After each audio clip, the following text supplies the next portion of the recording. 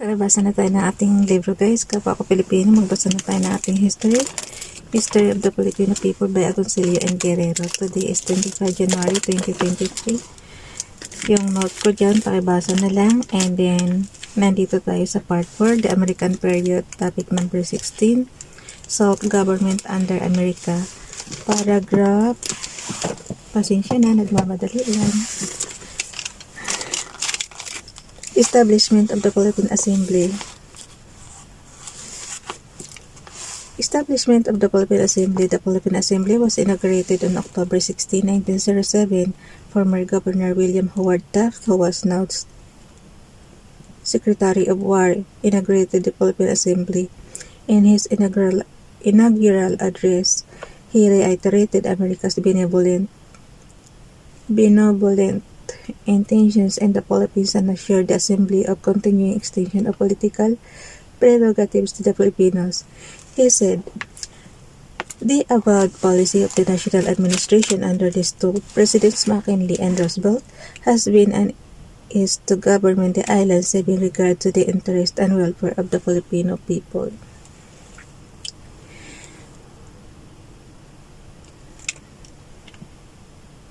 And by the spread of general primary and industrial education, and by practice in partial political control to fit the people themselves to maintain a stable and well-ordered government, affording equality of right and opportunity to all citizens.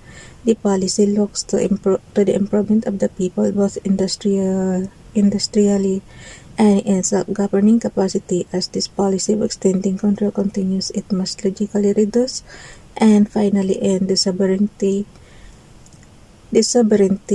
of the United States in the islands unless it shall seem wise to the American and the Filipino peoples on account of mutually beneficial trade relations that the band shall not be completely severed. The Assembly elected Sergio Osmeña de Suabe and an assuming former governor of Cebu its speaker, and the peer of the temperamental Manuel L. Quezon, who had been provincial governor of Tayabas, majority floor leader. The Philippine Assembly was divided among those Filipinos who served in the Malolos Republic and the military government established by the Americans, and young prominent Filipinos who had distinguished themselves in law, journalism, and local or provincial administration. Some of the assemblymen, notably those who were members of the Progressive Party, were known for their accommodation of and collaboration with the early military and civil governments established by the Americans, but a large majority in the Assembly were undeniably uncompromising nationalists, a situation that caused a little apprehension on the part of the American authorities that the Assembly might oppose or hinder the implementation of American colonial policies.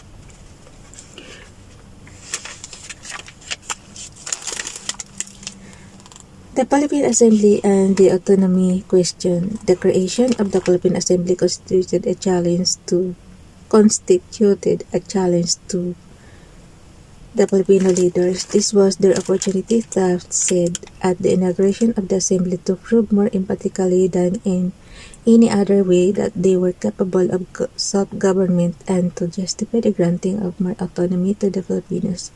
Taft, however, exuded confidence in the Assemblymen, whom he believed would meet this responsibility with earnestness, courage, and credit. Even greater responsibility was placed on the shoulders of Speaker Osmeña, whom Taft declared to be the second man in the Philippines, next only to the American Governor-General. Osmeña was quick to assure Taft that the creation of the Philippine Assembly would cement the relationship between the already closely related Americans and Filipinos. He was aware that many Americans in the United States and in the Philippines were not too happy with the establishment of the Assembly, which they believed would obstruct American policy in the Philippines. He made it very clear, however, that the Filipinos would meet the challenge of partial autonomy and advance step by step in the shortest possible time to the goal of national freedom. Since majority of the members of the Philippine Assembly were nationalistas who were committed to the idea of immediate independence, it was very easy for Osmeña to lead the peaceful campaign for independence. Osmeña, who became the undisputed leader of this movement from 1907 to 1922, expressed the sentiments of the Assemblyman in a speech delivered on June 19, 1908. The phrase immediate independence, engraved in the banner of the majority, is not new. It has not been invented only today, nor does it signify a new idea. The phrase immediate independence, the present slogan of the Filipino people, has been their slogan always, and embodies and signifies their true aspiration, that aspiration which has not suffered mutation nor change, which has not even cold, which has not been forgotten by the sons of the country even for a moment, through all the adversities suffered and all the vicissitudes that have arisen. It has not been forgotten, nor this ideal has not dimmed, not even at the moment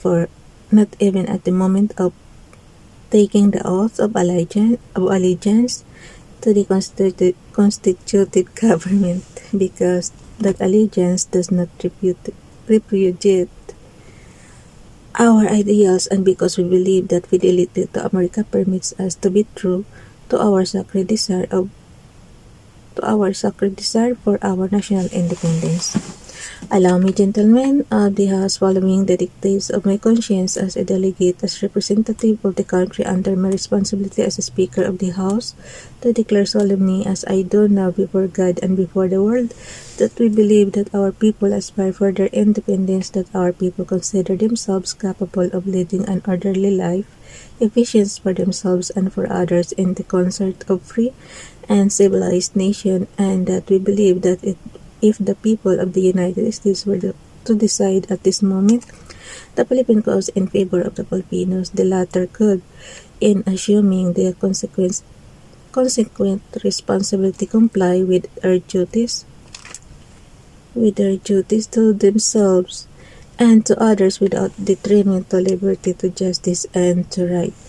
The Nacionalista majority in the Assembly approved a resolution incorporating the ideas of Osmeña in his speech, although the progressive minority voted against it. Thereafter, it became the practice of the Assembly to pass a resolution endorsing the desires of the Filipino people for complete independence on the last day of its session.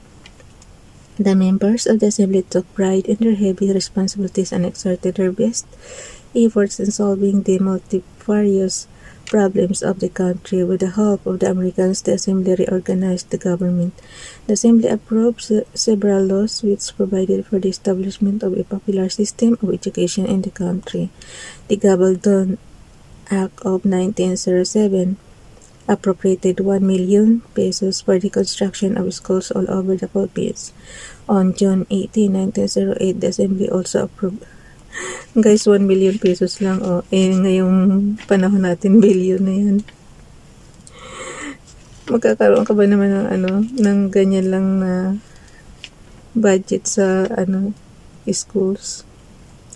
The Gabaldon Act of 1907 appropriated 1 million for the construction of schools all over the Philippines. Pa yan, guys.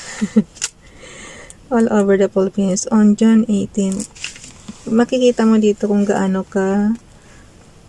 kamura noong araw ang mga bilihin. Sa budget lang nila, napakakonti kung ikumpara sa panahon natin ngayon.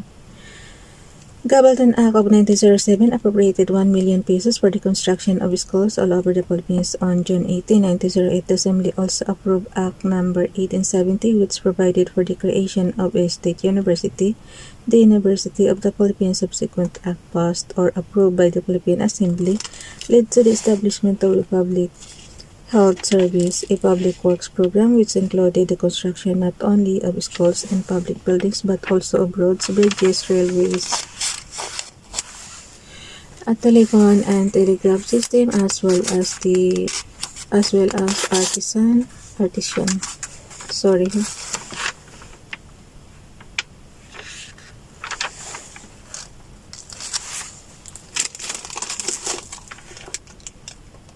as well as artisans' wells and irrigation facilities. The Philippine Assembly also approved the enactment of a law providing for an agricultural bank that later became the Philippine National Bank and cooperated with the executive department in solving the prior land problem. So, dati pala yung PNB guys is agricultural bank yan.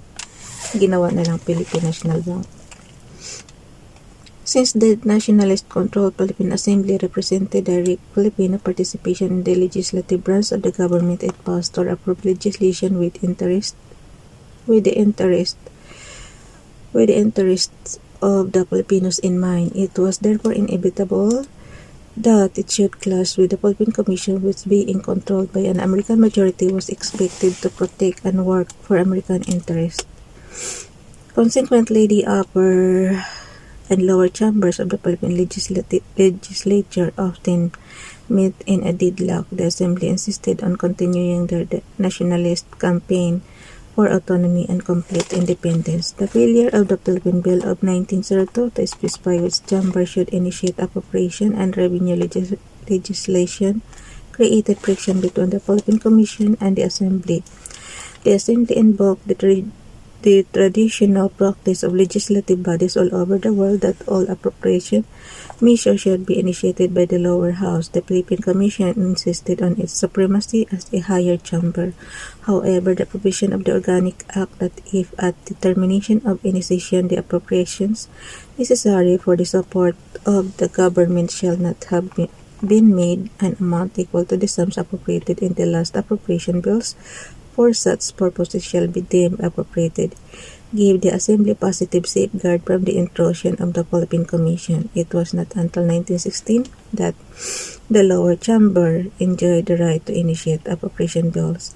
When the Assembly elected the Filipino resident commissioners to the United States to represent the Filipinos in the American Congress, it entered into a prolonged and bitter controversy with the Philippine Commission. In 1911, the Philippine Commission and the Philippine Assembly agreed on the re-election of Manuel L. Quezon, former majority floor leader of the lower chamber, as resident commissioner to the United States, but while on the other hand, the Philippine Commission unanimously endorsed the re-election of Benito Legarda, who had been appointed in 1907 by Governor Taft. The lower chamber rejected him on the ground that being opposed to complete and immediate independence, especially during the halcyon days of the Federal Party. He did not faithfully represent the interests of the Filipino people. 8 times the Commission unanimously endorsed Legarda and 8 times the Assembly rejected him. Grabe naman. In the 8th balloting, the Assembly rejected Legarda by a vote of 55-0. Legarda, who loved his position as resident commissioner in the American capital, did not make any attempt to resign from his post, and in a letter to Governor Cameron Forbes attributed his failure to get the support of the Assembly to his having neglected to entertain the deputies while in Manila. Speaker Osmeña, on the other hand, told a joint conference of both houses of the Philippine legislature in 1911 that the resident commissioner was not a creature of the administration or a representative of the commission, but the mouthpiece and delegate of the Filipino people, so much so that the Assembly cannot withdraw its objection to Legarda without condemning itself. The United States Congress passed a law on February 15, 1911, which provided a palliative to the already festering problem by allowing the 2 resident commissioners, Quezon and Legarda, to continue in official until their successors had been elected by the Filipinos.